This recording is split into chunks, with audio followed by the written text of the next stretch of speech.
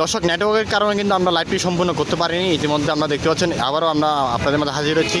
এই দেখছেন এখন দেখতেই পেরেছেন যে অবস্থা দেখছেন, যে স্রোতের কারণে কিন্তু আমরা নিজেরাই ভিজে গিয়েছি ইতিমধ্যে।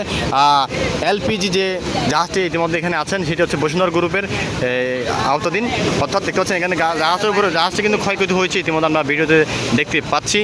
হতে পারে এটা থাকার কথা ছিল গভীর সমুদ্র থাকার কথা ছিল, অর্থাৎ যেখানে জাহাজ আছে সেখানে থাকার কথা ছিল, কিন্তু সেখানে নিয়ে থেকে কিন্তু এটা এই তীরে চলে আসে। অর্থাৎ এটা তীরে আসার সময় হচ্ছে আপনাদের আনুমানিক ভোর 2টা থেকে 3টার সময়খানে গণিত শক্তি ছিল, সে স্রোতের বাড়ার কারণে কিন্তু এই জাহাজটি ওই তীরে থাকে এইখানে এসে কিন্তু এই অবস্থান নিয়েছেন।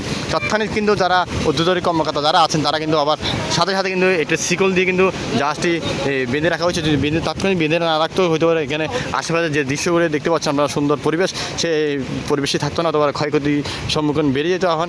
জাহাজটির ক্ষয়ক্ষতি কতটুকু হয়েছে সেটি কিন্তু আমরা এখনও জানতে পারিনি। দেখতে পাচ্ছেন যত সময় গড়াচ্ছে তত কিন্তু আশেপাশে যারা স্থানীয় আছেন বা আশেপাশে যারা লোকাল মানুষজন আছেন তারা কিন্তু ভিড় জমাচ্ছে আমরা ইতিমধ্যে দেখতে পাচ্ছেন। তো স্বাধীন খবরের অফিসিয়াল ফেসবুক পেজ থেকে যারা ভিডিওতে দেখছেন, পরবর্তী যারা ভিডিও দেখবেন আপনাদের সকলকে জানাচ্ছি স্বাধীন খবরের অফিসিয়াল ফেসবুক পেজ থেকে শুভেচ্ছা। পরবর্তী ভিডিও দেখার আমন্ত্রণ রইল। দেখতে পাচ্ছেন এখান থেকে সর্বশেষ খবর।